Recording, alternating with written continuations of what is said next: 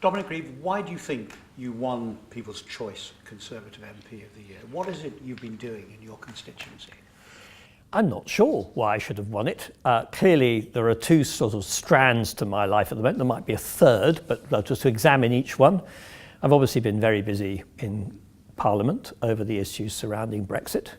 I know it's highly controversial, which is why it may be rather surprising if people want me as a consequence of that, but I've been trying to inject what I see as some sort of sense into what I know is a very difficult process for many people, and in the parliamentary stages of it, as I tried earlier this week.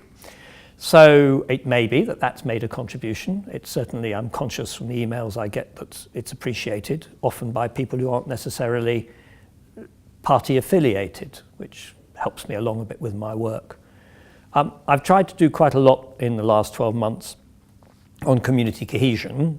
That probably dates back more to last year than this year, because I was chairing the Citizens UK Commission on Muslim participation in public life, which was a great eye-opener. We went around the country, we did a great deal of work in respect of that. And of course, although that was published a while ago, some of the consequences are beginning, I think, to be taken on board, along with the clear message we've communicated about the levels of Islamophobia that are in existence at the moment, and the need to address that.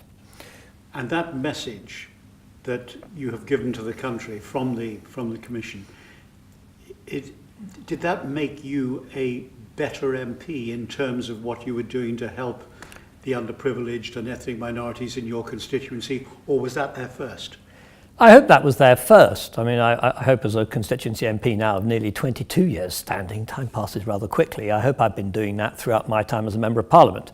And in terms of minorities, I don't have a large Muslim minority in my constituency, although I have a significant presence of Muslims, but it's scattered, it's within the wider community. I also have a very large number of Sikhs, and there's a big South Asian community in Beaconsfield.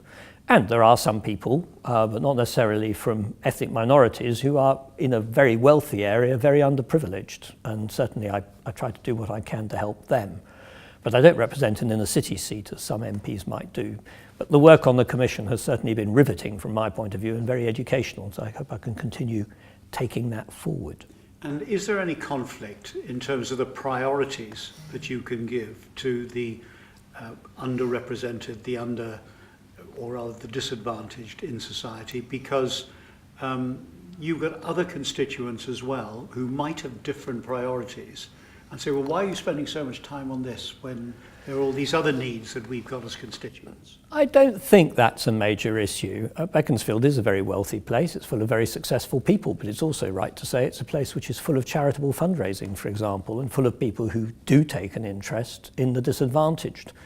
There are local charities, which I've supported over the years, which deal with issues like young people who've left home because of fallout, either from their families, and provides effectively a form of sheltered wardened accommodation for young people with often emotional difficulties due to upbringing, and then get them settled into rented accommodation and hopefully into work.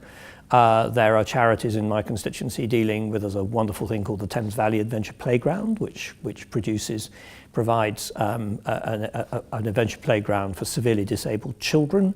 And there are lots of others. So, and interestingly, my ethnic minority community does a lot of charitable fundraising, whether it's Muslims through the traditional Muslim way of charitable giving, to, for example, my Sikh community, which is one of the most active in charitable fundraising and constantly holding huge parties to which I get invited, which is always quite a good way of parting with one's money. So there's an awful lot going on, and I don't think there is a disregard of people who are suffering from disadvantage at all. And have you found any formula for getting people from different communities to work together and live together? I think one does. I mean, ultimately, it's all about personal contact. I mean, the other thing I try to do is I do some mentoring.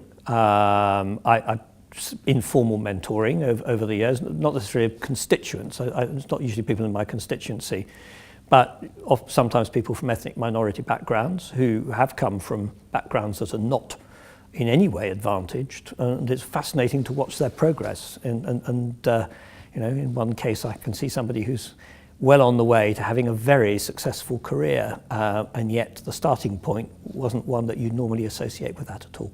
So mentoring is the key, to have someone riding shotgun to you who knows the ropes. Mentoring for those who want to get on is, in my view, one of the absolutely key things to do to improve outcomes for young people, particularly. I think it's one of the most useful things. We should all do it.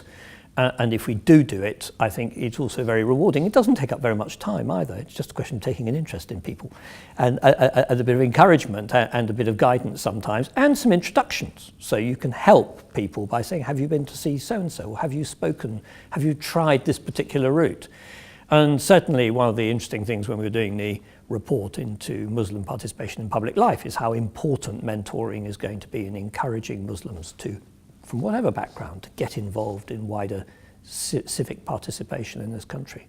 And your judgment on Patchwork's role in brokering this incredible relationship between MPs and the ethnic minorities? Patchwork does it superbly. It's a very good organisation.